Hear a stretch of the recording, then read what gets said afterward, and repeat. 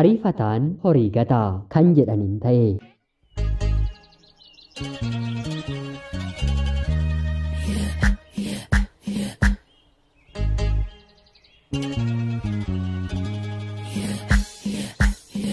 Ani maqaan koo Ayyaantuun jedhama. Kanan dhaladheetti guddadhee Jiituu Magariituu Oromiyaa keessatti. Barnoota koollee kutaa 1 hanga 12tti ergan baradhee booda Yuunivarsiitii Jimmaa seeneen muummee Kompiitar Saayinsiitiin baradhee xumureera. Yeroon waggaa lammaffaa baradhu barsiisota na barsiisanii keessaa dhalataa naannoo koo kan ta'e saabjektii na barsiisu erga nu barsiisee xumuree booda gaaffii jaalalaa naaf dhiyeessa. Yeroo sanatti Yuunivarsiitii Jimmaa keessaa jaalallee nan qaban ture. Haa ta'utii garuu amalli jaalallee koo galaa bahaa yookiin immoo nama namni waan hin taaneef si'a hedduullee gorsee waan hin dadhabeef dabaree koo si'a dhumaadhaaf isa ganeen barsiisaa kana jaalallee koon godhadhe. Yeroon barnoota koo waggaa 3ffaa baradhu waraqaan ittiin eebbifamuuf illee baay'ee na gargaare.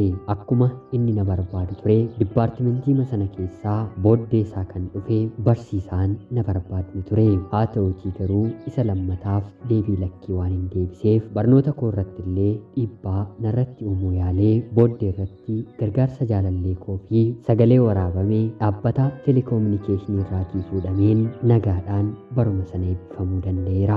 Erga kanaas jaalalleen koo barnoota isaa digirii lammaffaa barachuudhaaf gara magaalaa Finfinnee waan dhufeef anillee isa maddii taa'een hojii barbaacha nan jalqaba. Kana gidduutti umriin koollee waan ga'eef barnoota kiyyallee waan hin xumureef maatiin koo wanta na gaafatan galma waan hin ga'eef heerumuun sadarkaa jireenya koo itti aanu. Yeroo kanatti jaalalleen koo jaarsa gara maatii kootti ergee maatiin kiyyallee fedhii koo hubatanii tole jedhanii fi haadha manaaf abbaa manaa taanee waliin jiraachuu jalqabne.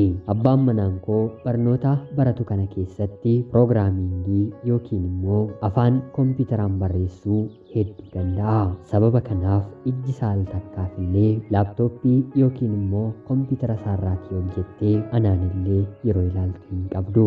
Dura cimaa ta'uu isaatti baay'ee dinqisiifadhus hangan waliin jiraachaa dhufe garuu mana tokko keessa waliin jiraannee yeroo jaalalaa isa harkaa dhabuun koo jireenya bultii kiyyaatti gammachuu akka hin dhabu na taasisaa dhufe.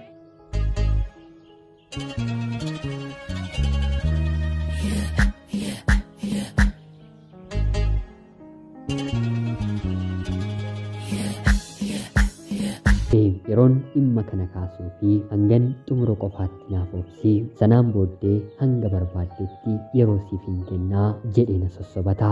Kana gidduutti ulfaa'een rabbi na gargaaree gidduu keenyatti ilma dhiiraa tokko ni arganna. Haala kanaan innis otuma wal rakkisnuu barnoota isaa baratee eebbifamee anillee daa'ima kiyya guddisuudhaaf hojiin argadde dhiiseen manatti deebi'e. Abbaan manaan koo baratee xumuree akkuma eebbifameen carraan leenjii baatii 3 qofaa biyya Ameerikaatti baratanii deebi'uu yuunivarsiitii baraterraa ni kennamaafi. Yeroo kanatti abbaan manaan kiyyas deemeen dhufanaan jedhee leenjii sana fudhachuudhaaf gara biyya Ameerikaatti ni imala. Biyya sana keessa jiraachuuf eeyyama guyyaa 90 kan qabu qofa yoo ta'u haa ta'utii garuu siistama hiriyoonni isaa mijeessaniifiin baratee achumatti jalaa badee. Erga kanaatii biyya kana deemuunsaa kun anarratti illee dhiibbaa ni uuma jedheen bultii kiyyaaf sodaachuun hin jalqabe. Jalqaba akka deemetti hojii gaarii hojjechaa hin turre. Kan isa gargaaran hiriyoota isaati. Inni buufata gaazii keessa kan hojjetu yeroo ta'u kaffaltiin kaffalamuufis sa'aatii dheeraa hojjetee baay'ee xiqqoodha. Yeroo naaf bilbilus ta'ee toora sooshaal miidiyaatiin wal arginu yeroo xiqqoo qofa hanga haala mijeeffadhutti naaf obsii yookiin gara koottiin si fudhadhaa yookiin immoo qarshii muraasa wantoota jireenya keenyaaf barbaachisoo ta'an hangan guuttadhutti naaf obsii jechuun na gaafata. Yeroo baratu xiqqoo naaf obsi jedha. Ammas biyya alaa deemee xiqqoo naaf obsi na jechuu yeroo jalqabu namni kun anarratti wanta gara biraa yaadeetudha jedheen otoon daa'ima qabu daa'ima kiyya gara warra kiyyaatti ergeen hariiroo nama gara biraa waliin jalqabe. Abbaan manaan koo daa'ima guddisinaan jedhee qarshii naaf ergaa. Ani garuu isa dhiiseen jireenya lammataa jalqabeen inni deemee waggaa 2 booda daa'imni illee gadameessa koo keessatti ni hafa. Anaa daa'ima baatii 5 gadameessa gadameessa kootti baatu abbaan manaa koo carraa PhD yookiin immoo digirii sadaffaa biyya Ameerikaa keessatti maatii isaa waliin jiraatee barachuu ni argata. Haa ta'utii garuu dubbii kana gammachuudhaan yeroo inni natti dubbatu qarshii nuuf erguun abbaan manaa koo lammataa na waliin gammadoo waan tureef jecha kana dhaga'ee garuu otoo inni dubbachaa jiruu bilbila na harkatti caccabse. Abbaan manaa koo duraas karaa hedduu yaalee erga na dhabee booddee hiriyoota isaarraa yeroo adda baafatu dhugaa jirtu bira gaha. Erga kanaatis daa'ima warri isaa akka guddifataniif na gaafatus ani wanta isa dideef anas daa'ima koos dhiisee barnoota isaa itti fufee amma eebbifamee dalagaallee biyyuma sanaa hojjechaa jira. Obsa dhabeen bultiin isa irratti deemeen bilbilaan otoon isa goyyomsuun dhaabbadhee bultiinaaf ta'u didee abbaan manaa koo lammataa sin barbaadu naan jedhee daa'ima isaa anatti gatee deeme. Amma kunoo sababa harka kootiin obsa dhabuun cubbuun baadheen jireenya kiyya lafa kanaa gammachuu akkanaaf hin laanne taasiseera. Maatii fi hiriyoottan koo seenaa kiyya beekan hin bari'uu seetee manatti agdii mammaaksa jedhan anatti mammaaku.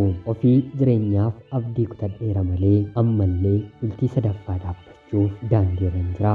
Yoo milkaa'es yoo milkaa'uu baates fedhiin gammaduu na keessatti dhume waan jiruuf hanga kanaatti nan dhiphisu. Fedhii dargaggummaa kiyyaatti ariifadheen abbaa manaa kiyya dhiisuun koo har'a baay'ee na gaabbisiisaa jira. Sanuu jireenyi biyya kanaa hangam akka qaalaa dhufe ni beektu. Akka isaa qanani'een jiraachuu miti gatiin mana kiraa kanfalachuurree baay'ee namatti ulfaatin ta'eera. Otoo ijoollee koo warri kiyya na harkaan fuune ta'ee silaa yoona daandiitti iyyuu waan hin ba'u natti fakkaata. Haa ta'utii garuu rabbi gateenaanis hin ganne. Obsi jireenya keessatti barbaachisaa akka ta'e isiniif qooduuf seenaa kiyya gumaacheera. Ani obboleettii keessan ayyaantuu magaalaa Finfinneerraa ulfaadhaa nagaatti galatoomaa.